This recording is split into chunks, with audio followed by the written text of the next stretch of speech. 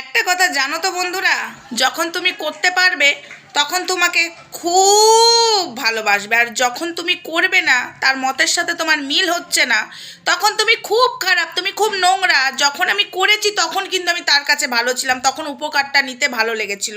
এই যে কিছু মানুষ আমাদের পেছনে পড়ে আছে, এদের কিন্তু কম উপকার করিনি।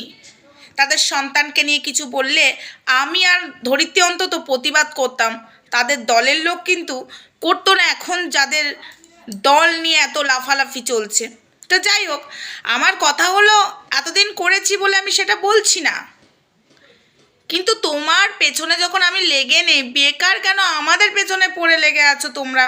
তোমাদের চরকায় তোমরা তেল দাও না, তোমাদেরকে নিয়ে তো আমরা কন্টেন্ট বানাচ্ছি না।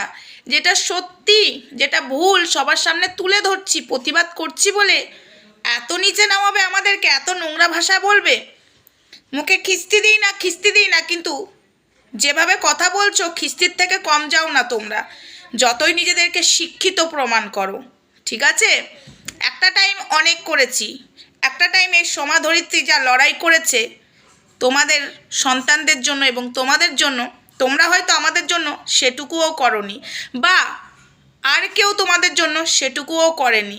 এই সোমা ধরিত্রী এই যে বুকে হাত দিয়ে বলতে পারে, বুক বাজিয়ে বলতে পারে, নিঃস্বার্থভাবে তোমাদের পাশে দাঁড়িয়ে লড়াই করে গেছি, নিজেদের স্বার্থ কোনো দিন ভাবিনি।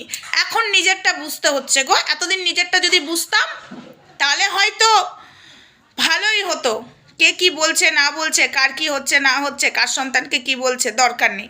হ্যাঁ, অবশ্যই আমার সন্তানকে যখন বলেছে তোমরাও প্রতিবাদ করেছো, আমি সেটা নিয়ে বলছি না, করেছো।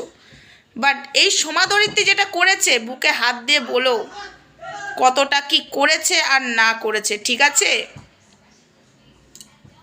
বিবেকটা একটুখানি বাঁচিয়ে চলো, বিবেকটা একটুখানি মানে বিবেকহীন হয়ে যেও না। ঠিক আছে, বিবেকটা রেখে কথা বলো।